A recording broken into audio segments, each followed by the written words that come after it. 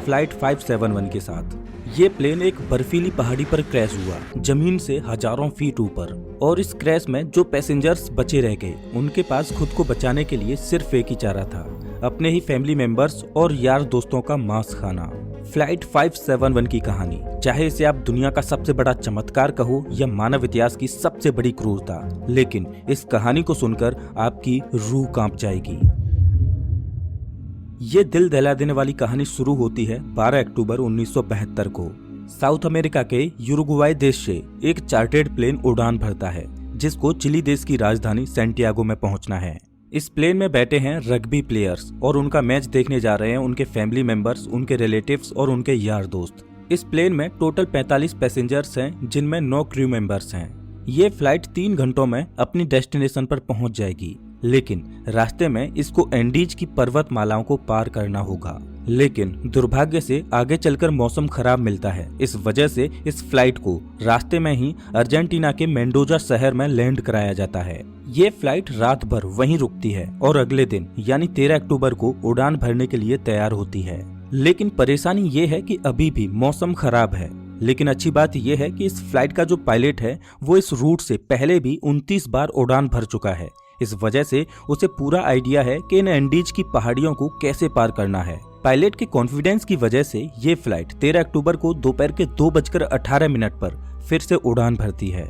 यहाँ से सैंटियागो पहुँचने में सिर्फ 1 घंटे का रास्ता बचा है और पायलट को पूरा भरोसा है कि 1 घंटे के बाद वो सही सलामत सैंटियागो में पहुँच जाएंगे। ये प्लेन करीब 18,000 फीट के एल्टीट्यूड पर उड़ रहा था और धीरे धीरे एंडीज की पहाड़ियों को पार करता जा रहा था। लेकिन आगे चलकर मौसम और खराब होता गया, जिस वजह से विजिबिलिटी और कम हो गई और पायलट को आगे कुछ भी दिखाई नहीं दे रहा था। अगर मौसम साफ होता तो पायलट आसपास की पहाड़ियों को देखकर आइडिया लगा लेता कि प्लेन कहाँ है। लेकिन इस समय तो पायलट केवल प्लेन के इंस्ट्रूमेंट्स पर ही निर्भर है। अब क्योंकि पायलट को पता था कि वो 1 घंटे में सैंटियागो पहुंच जाएंगे, इसीलिए वो अपनी लोकेशन का रफ आकलन करता रहा और 1 घंटे के बाद जब उसे लगा कि उसने एंडीज की पहाड़ियों को पार कर लिया है, तो उसने सैंटियागो एयरपोर्ट पर एटीसी से प्लेन को लैंड कराने की अनुमति मांगी। एटीसी ने पूछा कि क्या आपने एंडीज की पहाड़ियों को पार कर लिया है? तो पायलट ने कहा कि हाँ, उन्होंने एंडीज की पहाड़ियों को पार कर लिया है। एटीसी भी पायलट द्वारा दी गई लोकेशन पर ही निर्भर थी, तो एटीसी ने प्लेन को लैंड कराने की परमिशन दे दी और पायलट से कहा कि आप प्लेन को 11,500 फीट के एल्टीट्यूड पर ले आओ। 3:21 पर पायलट प्लेन के एल्टीट्यूड को धीरे धीरे घटाने लगा। जैसे ही प्लेन नीचे आता है तो पायलट को दिखाई देता है कि अभी तो एंडीज की पहाड़ियां ही चल रही हैं और सामने एक बहुत बड़ी चट्टान है। जल्दी से पायलट प्लेन को फिर से ऊपर उठाने की कोशिश करते हैं, लेकिन अब बहुत देर हो चुकी थी। प्लेन को ऊपर उठाते उठाते प्लेन का पिछला हिस्सा पहाड़ी से टकरा जाता है और वो टूटकर अलग हो जाता है। प्लेन का पिछला हिस्सा खत्म होने की वजह से पीछे की जो सीटें थीं वो यात्रियों सहित हवा में उड़ जाती हैं और 3 पैसेंजर्स हवा में ही उड़कर खत्म हो जाते हैं।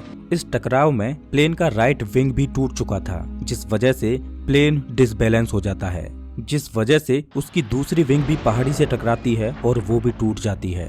अब केवल प्लेन का फ्रंट पार्ट ही बचा था, जो 350 किलोमीटर प्रति घंटे की रफ्तार से नीचे ग्लेशियर में टकराता है। प्लेन पूरी तरह से तहस नहस हो जाता है। प्लेन के पायलट तुरंत मारे जाते हैं। 45 में से 12 लोग इस घटना में मारे जा चुके हैं और 33 लोग अभी भी जिंदा हैं, लेकिन इनमें से ज्यादातर बहुत जख्मी हालत में हैं और उन्हें ये भी नहीं पता कि इस समय वो कहां पर हैं। ये क्रैश हुआ प्लेन जमीन से 3,570 मीटर की ऊंचाई पर एंडीज की किसी अनजान पहाड़ी पर बिखरा पड़ा है। क्या वो इस पहाड़ी से बचकर निकल पाएंगे या नहीं, ये कोई नहीं जानता। अभी तक जो हुआ वो तो महज एक छोटा सा ट्रेलर था। इस फ्लाइट की असली कहानी तो अब शुरू होगी। आप कल्पना भी नहीं कर सकते कि आगे चलकर इनके साथ क्या होने वाला है। ये वीरान एंडीज की पहाड़ियां अब इन पर कहर बनकर बरसने वाली हैं। इनकी आगे की स्टोरी जानकर आपके रूह तक कांप जाएगी। घायल हुए पैसेंजर्स में से एक पैसेंजर था नांदो पराडो, जिसके सिर में चोट आई थी, जिस वजह से वो कोमा में चला गया।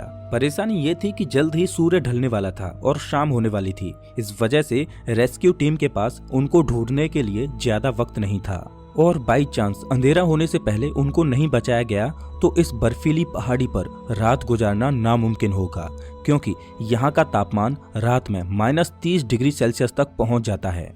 जल्द ही रेस्क्यू के लिए 4 जहाज रवाना किए गए। इन चारों जहाजों ने एंडीज की पहाड़ियों को खंगाल डाला, लेकिन इन्हें कहीं भी कुछ भी नहीं मिला, क्योंकि प्लेन ऐसी जगह पर क्रैश हुआ था जहां पर सफेद बर्फ और घना कोहरा था और प्लेन भी सफेद रंग का ही था। इस वजह से ऊपर से देखने पर रेस्क्यू टीम को क्रैश साइट का अंदाजा ही नहीं हो पा रहा था। देखते ही देखते रात हो गई और उस दिन रात भर के लिए रेस्क्यू ऑपरेशन को स्थगित कर दिया गया। बचे हुए पैसेंजर्स को उम्मीद थी कि वो कैसे भी करके सिर्फ आज की रात काट लें, कल तो उन्हें कोई न कोई बचा ही लेगा। और उन्होंने क्रैश पड़े प्लेन में शेल्टर बनाया और रात गुजारी। ये रात इनके लिए बहुत भयानक थी, क्योंकि आज की रात इन्हें -30 डिग्री सेल्सियस में गुजारनी है।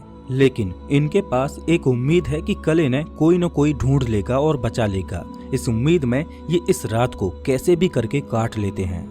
लेकिन 5 लोग इस रात को नहीं झेल पाते और अब जिंदा बचे हुए लोगों की संख्या 33 से घटकर 28 रह जाती है।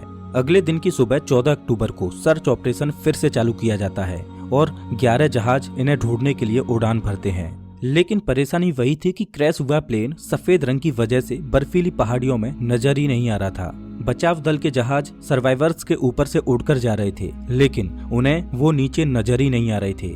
इस वजह से सर्वाइवर्स ने बचाव दल को सिग्नल देने के लिए प्लेन के ऊपर लिपस्टिक से SOS लिखने की कोशिश की, लेकिन उन्हें रियलाइज हुआ कि इतना बड़ा SOS लिखने के लिए लिपस्टिक काफी नहीं थी। इस वजह से उन्होंने अपने सूटकेसेज से बर्फ पर एक बड़ा सा क्रॉस बना दिया ताकि वो आसमान से बचाव दल को साफ साफ दिखाई दे सके।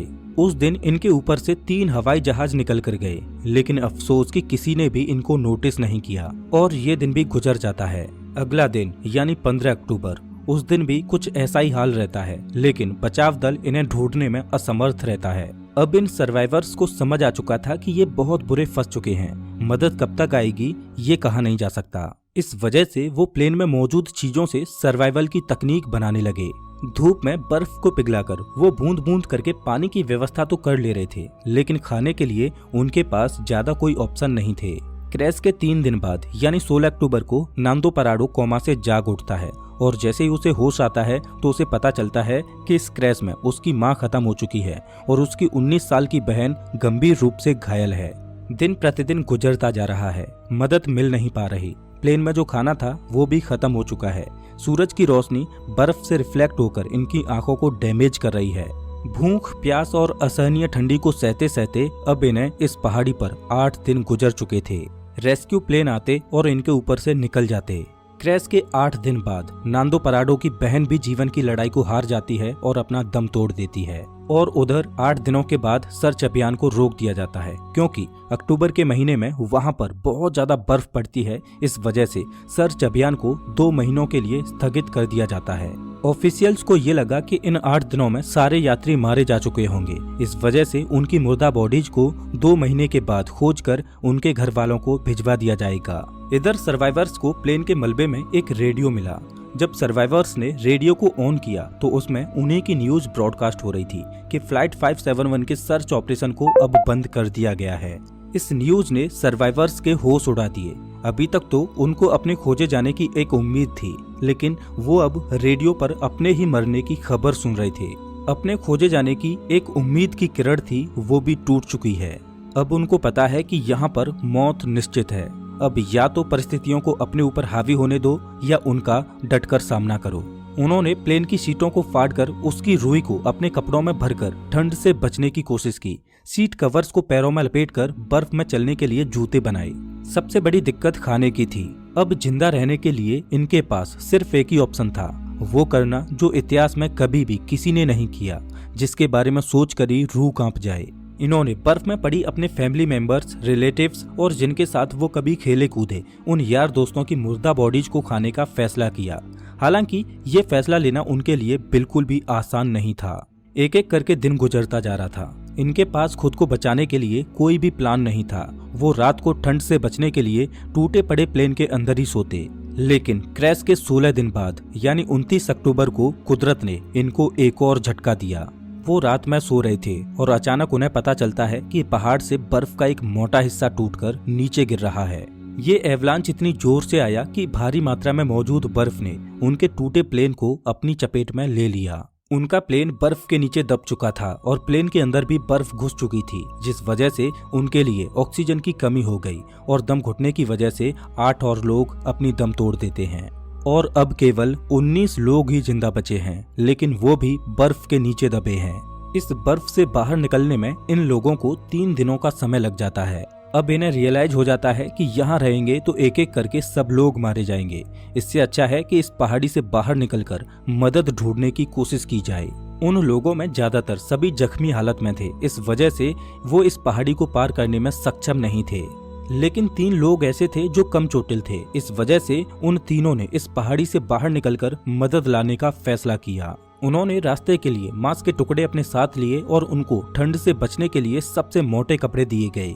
और क्रैश के 33 दिनों के बाद यानी 15 नवंबर को ये तीनों लोग मदद ढूंढने के लिए निकल पड़ते हैं। चलते चलते इनको शाम होने लगती है, तभी इनकी नजर प्लेन के दूसरे टूटे हुए हिस्से पर पड़ती है। प्लेन का जो पिछला हिस्सा टूटकर अलग हो गया था, उन्हें वो दिखाई देता है। जब वो उस मलबे के पास जाते हैं तो उन्हें उसमें खाने के लिए बहुत कुछ मिलता है। आज की रात उन्होंने इसी में गुजारने का फैसला किया। पिछले कुछ दिनों में आज की ये रात उनके लिए अच्छी रही। प्लेन के उस पिछले भाग में उन्हें एक बैटरी मिली। उन्होंने सोचा क्यों ना इस बैटरी को प्लेन के मेन बॉडी के पास ले जाया जाए और उसमें लगी कम्युनिकेशन डिवाइस को चालू करके मदद बुलाई जाए। लेकिन बैटरी का वजन 25 किलोग्राम था। इतनी भारी बैटरी को इतनी कमजोर हालत में क्रैश साइट पर ले जाना संभव नहीं था। फिर उन्होंने सोचा कि प्लेन की मेन बॉडी से उस कम्युनिकेशन डिवाइस को ही निकाल कर इस बैटरी के पास लाया जाए और उसे चालू किया जाए, जिसकी मदद से वो बचाव दल को बुला सकें। कुछ दिनों तक इन्होंने इसे चालू करने की कोशिश की, लेकिन इन्हें सफलता नहीं मिली और क्रैश के 59 दिनों बाद यानी 11 दिसंबर को एक और एवलांच आता है, जिसमें 3 और सर्वाइवर्स मारे जाते हैं, जिसके बाद जिंदा बचे लोगों की संख्या केवल 16 रह जाती है। और अब ये तीनों नौजवान कैनेसा, पराडो और विजिंटेन बिना किसी गियर के ग्लेशियर पर चढ़ाई करने के लिए निकल पड़ते हैं। ये तीनों पश्चिम दिशा की ओर चलते चले जाते हैं, लेकिन ये बिल्कुल भी नहीं जानते कि जिस दिशा में ये जा रहे हैं उसमें कोई इंसानी बस्ती इन्हें मिल पाएगी या नहीं। उनको बस ये लग रहा था कि उनको इस सामने वाली पहाड़ी को पार करना है और उन्हें मदद मिल जाएगी, और उन्हें उम्मीद थी कि वो 3 दिनों में इस पहाड़ी को पार कर लेंगे। इसीलिए उन्होंने अपने साथ में सिर्फ 3 दिनों के लिए ही मीट की सप्लाई रखी। इन्होंने धागे से सिलकर एक स्लीपिंग बैग बनाया था, तो ये दिन भर बिना किसी गियर के पहाड़ पर चढ़ते और रात में एक ही स्लीपिंग बैग में तीनों चिपक कर सोते। खुले में बिना किसी सुविधा के -30 डिग्री सेल्सियस में रात गुजारना कोई आसान बात नहीं थी। चलते चलते इन्हें चौथे दिन की सुबह हो चुकी थी, लेकिन अच्छी बात ये थी कि वो अब उस पहाड़ी की चोटी पर पहुंच चुके थे। जैसे ही ये पहाड़ की चोटी पर पहुंचे तो इनके पैरों तले जमीन निकल गई, क्योंकि पहाड़ पर चढ़कर इन्हें पता चला कि वो इतने दिनों से जिस दिशा में चल रहे थे वो गलत दिशा थी। आगे रास्ता खत्म ही नहीं होता।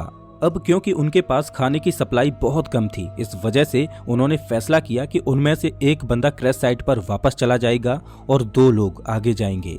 इस वजह से विजिंटन वापस लौट जाता है और पराडो और कनेसा आगे बढ़ते रहते हैं। उस पहाड़ की चोटी पर चढ़ने के बाद इनको सही रास्ते का अनुमान हो जाता है और ये दोनों कई दिनों तक आगे बढ़ते रहते हैं और कुछ दिनों के बाद इन्हें नदी की एक छोटी सी धारा मिलती है। वो उस धारा के साथ साथ नीचे चलते रहते हैं और लगातार 9 दिनों तक चलने के बाद 20 दिसंबर को नदी के दूसरे किनारे पर इन्हें 3 लोग दिखाई देते हैं। ये चलते चलते बहुत थक चुके थे। पिछले 9 दिनों में इन्होंने पहाड़ पर 61 किलोमीटर की हाइकिंग की थी और अब मंजिल इनके सामने थी। इन्होंने उनसे मदद की गुहार लगाई, लेकिन वो लोग टुमारो बोलकर चले गए। उस दिन उन्हें कोई मदद नहीं मिल पाई, लेकिन अगले ही दिन वो विलेजर फिर से वापस आया और एक पत्थर में कागज और पेन लपेटकर नदी के दूसरे किनारे पर फेंका। नांदो पराडो ने पेन और कागज को उठाकर जो भी घटना घटी थी उसके बारे में सब कुछ लिख दिया। जब उस विलेजर ने उस पेपर को पढ़ा तो वो सब कुछ समझ गया, क्योंकि उसे पता था कि इन पहाड़ियों में कुछ दिन पहले प्लेन क्रैश हुआ था और उस एरिया में भी पूछताछ के लिए लोग आए थे। लेकिन वो हैरान था कि ये लोग अभी तक जिंदा कैसे बचे हैं। वो विलेजर जल्द से जल्द शहर गया और आर्मी कमांड के साथ इस इन्फॉर्मेशन को साझा किया और जल्द ही चिली की एयरफोर्स इन्हें रेस्क्यू करने के लिए पहुंचती है। आर्मी ऑफिसर्स पराडो और कनेसा को हेलीकॉप्टर में बिठाकर क्रैश साइट पर पहुंचते हैं और 22 दिसंबर 1972 को क्रैश के 70 दिनों के बाद बचे हुए सर्वाइवर्स को रेस्क्यू किया जाता है। इन लोगों की हालत बहुत ज्यादा खराब थी। इस क्रैश के बाद टोटल 16 लोग ही सरवाइव कर पाते हैं। इनकी ये कहानी सच में दिल दहला देने वाली कहानी थी।